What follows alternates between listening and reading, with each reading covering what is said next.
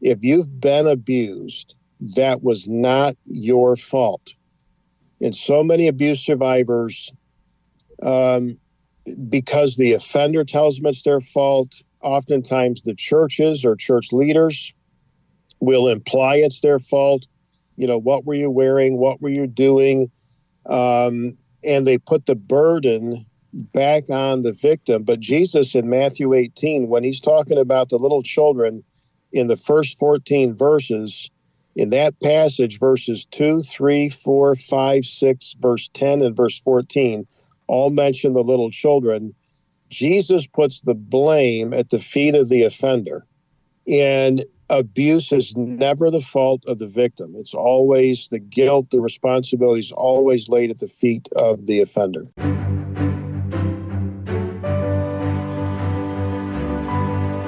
This is The Calling with Steve Smith, a Family Life original podcast that talks with pastors about the professional and personal challenges they face in their mission to lead others to Christ. Our guest for Episode 8 is Pastor Dale Ingraham of Speaking Truth in Love Ministries.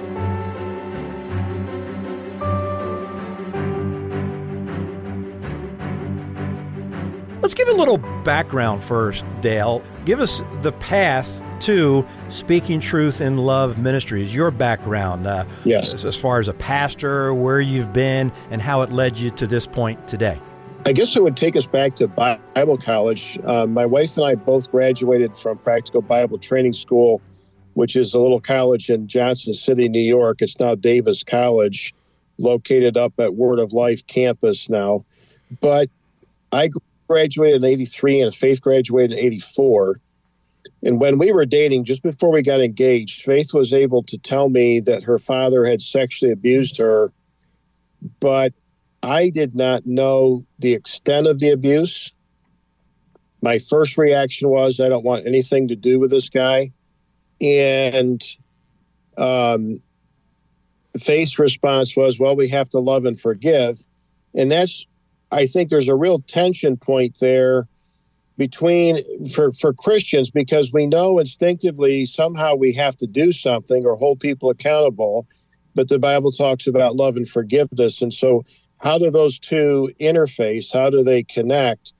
And what we tell people now at our conferences is, back then, we would have said we were being loving and forgiving with Faith's dad. But in reality, what we did was nothing. I never confronted him with what he had done to Faith, not until 2006.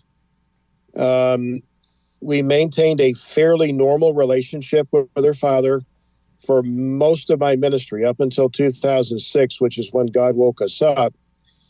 But, we would tell people we were careful of children. We didn't let the kids go spend the night at their house. We thought we were being careful. But now looking back, we were not careful enough.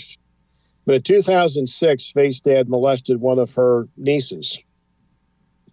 And it was that event that really woke us up. So I was a full-time pastor at Curtis Baptist Bible Church in Campbell, New York. And I went to confront Faith's dad with two of her brothers. And that all by itself was a educational process. I learned a lot, unfortunately, about Dad that wasn't good. But that's when I sat down with Faith and said, look, I'm going to confront your dad tonight with what he did to you years ago, and I need to know more about the abuse. And that's when Faith was able to tell me that he had sexually abused her from the time she was 9 years old until 18. And even worse is he was a pastor the whole time. So he was reported to the authorities in 2006. It went to family court. He did plead guilty to abuse. He got a slap on the wrist. He was a registered sex offender, 6 years probation, no jail time. But it was that process where Faith knew she was going to be sharing her story. She sent a letter to her brothers. She sent a letter to her mom. That letter made its way to the district attorney, and when Faith's dad knew that she would testify against him, he pled guilty to what he had done to her niece. But that was the beginning of Faith and I educating ourselves. Faith started buying books and going online. And in 2007, that was the year that Faith and I had a lot of discussions about sexual abuse, domestic violence, and the need to start a ministry. So that's kind of just in a real nutshell how and why we got started. Speaking with Dale Ingraham, Speaking Truth in Love Ministries. By the way, if you want to read Faith's powerful testimony, you can do it on their website, speakingtruthinlove.org. And in Faith's own words, they're written right there, the powerful, powerful testimony. Dale, this situation where you say, sexual abuse, domestic violence, especially now that we're talking in the church, so many times, at least in the past, and maybe we're getting better. You can speak to this more than I can, but many times it's brushed under the rug because people just ignore it to say like, "Oh, he couldn't do that," or he's a good man. But we have so many layers. Are we getting any better at confronting the situation? I think to some extent we are, but we're woefully behind where we should be. It's human instinct when something of this magnitude, whether it's a child who's been sexually abused or being sexually abused, or a wife who's being beaten by her husband, and in some cases we're talking the guy may be a pastor, like with Faith's dad or other pastors. It's horrific, and the church doesn't want to. They don't even want to go there in their minds. So it's still a huge problem, the idea of sweeping it under the rug, people denying it, not believing it's happening. But there is a bit of an awakening that's taking place. Faith and I are finding more and more pastors are open to the idea of having us come to a conference at their church or speak in their church on Sunday mornings. The statistics are really staggering. And I remember in 2007 when Faith was getting the statistics, it's the first time I had ever heard statistics on sexual abuse. And the studies show somewhere between 1 in 3 women. Sometimes the studies show 1 in 4 women, but pretty consistently 1 in 6 boys are raped or molested by the time they're 18 years old. Now, just you let that sink in for a minute, and that's just staggering to contemplate. And then if you throw in, date rape and what's happening at college campuses, statistics are actually similar. 1 in 3, 1 in 4 women, 1 in 6 men sexually abused at college. So you start adding some of these statistics up, and the number of people being sexually abused is astronomical. And what's really alarming is that there's little difference between the church community and the non-church community.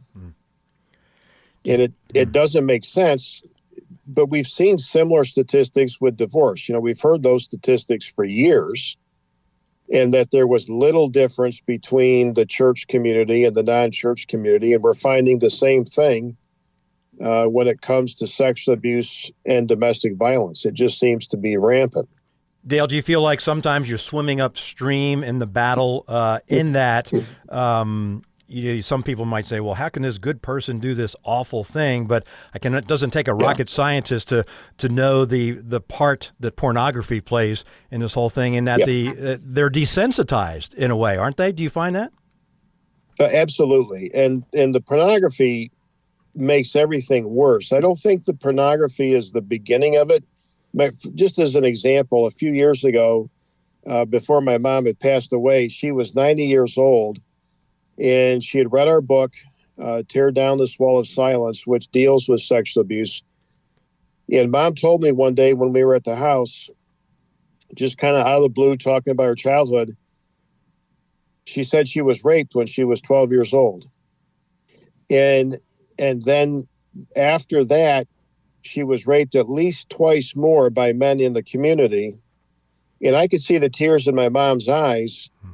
as she's talking about this. And Mom was born in 1923. So this is something that took place in the 1930s. I think this stuff has always been around. It's been around for generations, but it's been so well hidden in such a dark secret that nobody wants to talk about it. But then when you add pornography and the accessibility to that, and now kids, I think that's something before, for the most part, kids were probably more isolated from the pornography when it was, magazines. But now it's digital. It's in their hands when they've got their phones. It's making things much, much worse.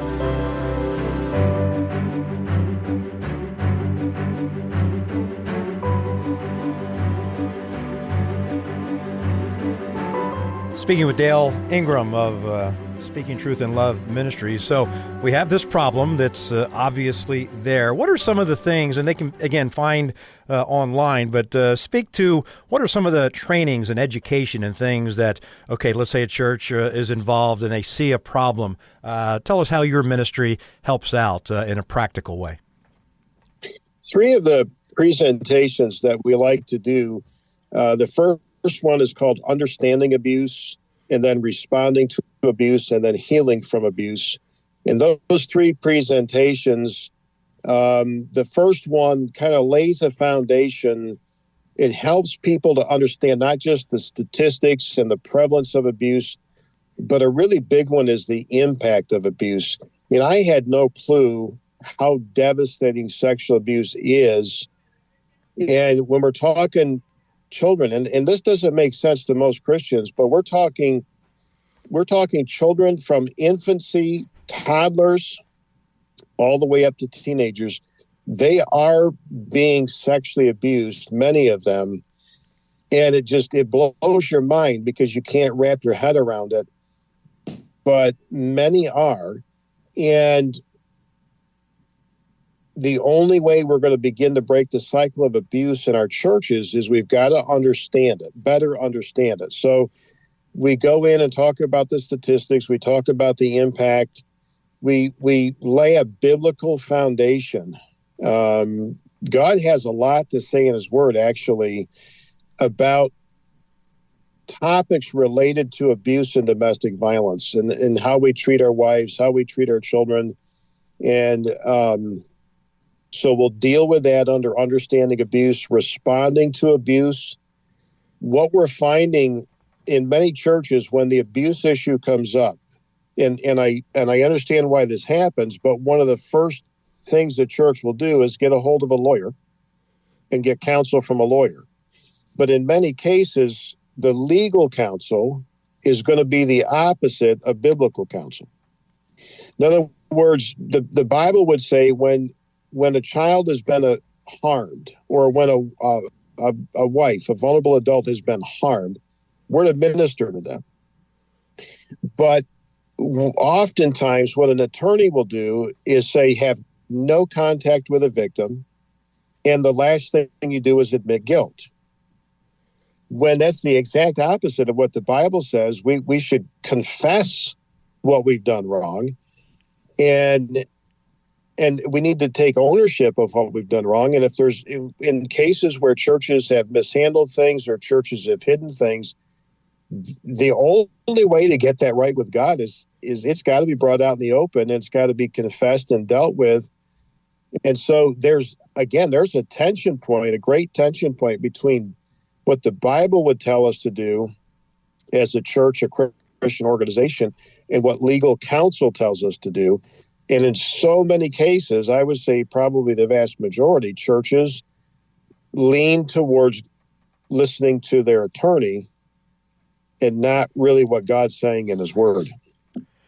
Yeah, you've touched on it, Dale. Talking with Dale Ingraham of Speaking Truth in Love Ministries, and find out all the information you would like to find out about, even to set up with Dale and Faith, can come to your church or organization, speakingtruthinlove.org. But you've touched on it already, Dale, about secrets destroy, whether it be the perpetrator or the victim, don't they? I mean, secrets, they just destroy lives all over the place. They do. And You know, churches are uncomfortable. We're all uncomfortable with hearing things that trouble us. And the sexual abuse of children is so horrific. We don't want to think about it. And people go to church and we want to have the wonderful, positive, uplifting experience. And so oftentimes the last thing we want to hear is something horrific that's happening. But one of the books that Faith has at home talks about one of the most important things, or the beginning of someone's healing journey as an abuse survivor, is to be able to tell their story. And when the church kind of has an attitude of, you need to just forgive, forget, and move on with your life. And sometimes they'll literally say, if you forgive your offender, that means you could never mention this to anybody ever again. And we've literally heard those exact words being told to victims. And what that does is it like locks the victim in a prison that they can never get out of. Because to heal and begin their healing journey, it means telling their story with different individuals on different occasions. They need to process what they've been through to find healing. And sometimes it's a lifelong journey. And so when the church, because we're uncomfortable or we don't want to hurt, the name of Christ, it's the sin and the crime that hurts the name of Christ. It's not dealing with it and allowing victims to share their hurts and their wounds. So yes, I think we sweep it under the rug sometimes because it's the quickest, the easiest thing. But that just lays there dormant, and it destroys the life of the one who's been abused, and the ramifications, the ripple effect of that goes out into their marriage and their relationship with their children. And sexual abuse and domestic violence, I think, are two of Satan's pet projects. And he's wreaked havoc in our churches and our families because of those things. I'm not sure what kind of statistics answer this problem of it, but very few, I would imagine, perpetrators, they don't stop until they get caught. Very few, I would imagine, come out and say, yes, I have, I am in the midst of doing this and I want to get help and that kind of thing. I can't imagine that happens very often. But as a sense of encouragement, have you had some of those stories that you can, not particularly, we're not naming names, but just stories of people who did come out before the legal action started and lives were turned around? We've had a couple of cases where it seemed like offenders may be repentant. The real test of that, the acid test of that, is over time.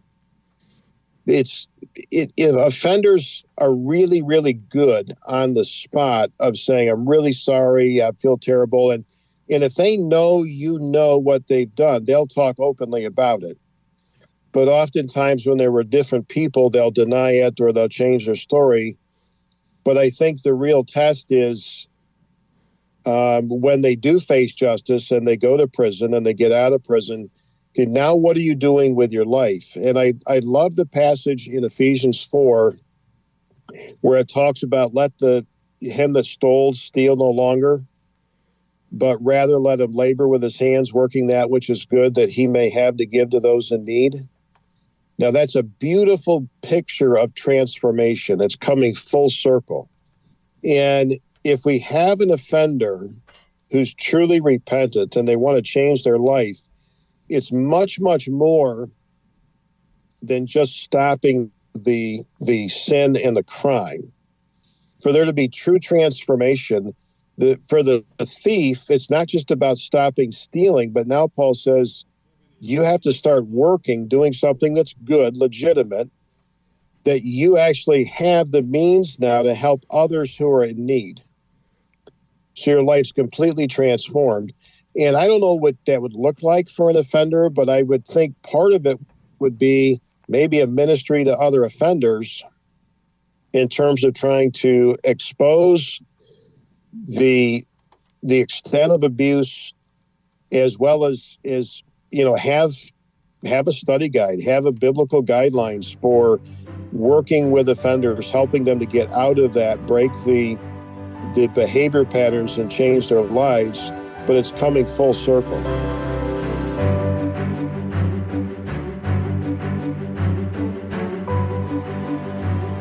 Talking with Dale Ingraham, Speaking Truth in Love Ministries. They exist to prevent abuse, domestic violence through information, education, training, also the encouragement. And Dale, it's so prevalent, the sexual abuse problem and abuse, that I can't imagine someone listening right now, since it is so prevalent, is in the midst of it, and they're hiding it. They're keeping it a secret. And if you had the chance, and I guess you do, because we're here talking, if you had the chance to speak to someone right now in the midst of that secret, what would you tell them? So several key things we really, really try to get across to abuse survivors. Number one, God loves them. He loves you. He cares for you. The abuse that you've endured was not a part of God's plan for your life. Sometimes, well-meaning Christians will say things like, well, God meant this for good.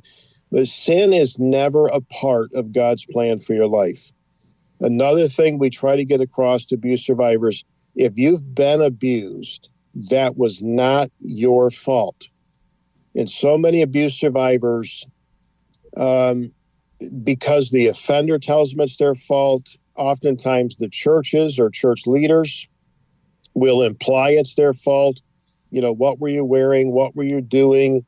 And they put the burden back on the victim. But Jesus in Matthew 18, when he's talking about the little children, in the first 14 verses, in that passage, verses 2, 3, 4, 5, 6, verse 10, and verse 14, all mention the little children. Jesus puts the blame at the feet of the offender. And he says there in verse 6, it would be better for him if a millstone were hung around his neck and he were thrown into the sea than he should harm one of these little ones, or cause one of these little ones to sin. The Luke 17:2 passage says it's better for a millstone to be hung around his neck and thrown in the sea than that he should offend one of these little ones. And abuse is never the fault of the victim. It's always the guilt, the responsibility is always laid at the feet of the offender. And what would you tell the person who's the perpetrator, the person in the midst of, actually they're listening right now and they're saying, oh, yeah, I know I'm guilty. I've tried to stop a million times, and I haven't, and I keep doing this, but I haven't been caught yet. What would you tell them? Well, number one, they need to get help. They need to get professional counsel by somebody that's trauma-informed. They need to make a full confession, and that means accepting the consequences of the sin. And only until there's intervention, and serious intervention, this type of behavior is not going to stop. There is hope for the offender if they repent and come to Christ. Jesus, even in Matthew 18, that verse where Jesus gives that ominous warning in verse 6, where he says it's better for a millstone to be hung around your neck. It's interesting because he doesn't say better than what, but the implication is better than when I get my hands on you because of what I'm going to do to you. It would be better that a millstone were hung around your neck and drowned. But right after that, he talks about if your eye offends you, pluck it out. Your hand offends you, cut it off. Your foot offends you, cut it off. He's saying you better do everything possible to keep from harming these children. And for the offender, there is hope, even in that, even though, it sounds, drastic. Jesus says it's better to enter into life halt or maimed and be whole and cast into hell. That doesn't sound hopeful, but the hope is the fact you still can have eternal life if you give your heart to Jesus Christ. But you've got to take this issue seriously, and you've got to deal with it. Well, if you need information on tackling this very, very difficult subject, speakingtruthinlove.org. Dale and Faith Ingraham, thank you so much for tackling a very difficult, not a fun situation. I love the quote on your website from Edmund Burke that says, "The only thing necessary for the triumph of evil is for good men to do nothing." And so thank you, and thank you and Faith for doing something, taking that very difficult step and courageous step.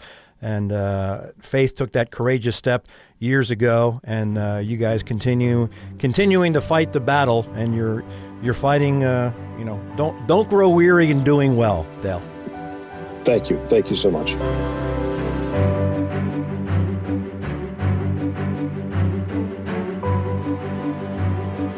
You've been listening to Episode 8 of The Calling, a Family Life original podcast for pastors. If you like what you heard, be sure to share it with others. And click subscribe so you don't miss future episodes. Be sure to check out all of Family Life's original podcasts, including Therese Talk, If That Makes Sense, The Parable Podcast, and Business by the Book. You can find them wherever you download content or at familylife.org. Family Life is a not-for-profit, listener-supported ministry, relying on your generous support to make podcasts like this possible. Find out how you can get involved when you go to familylife.org.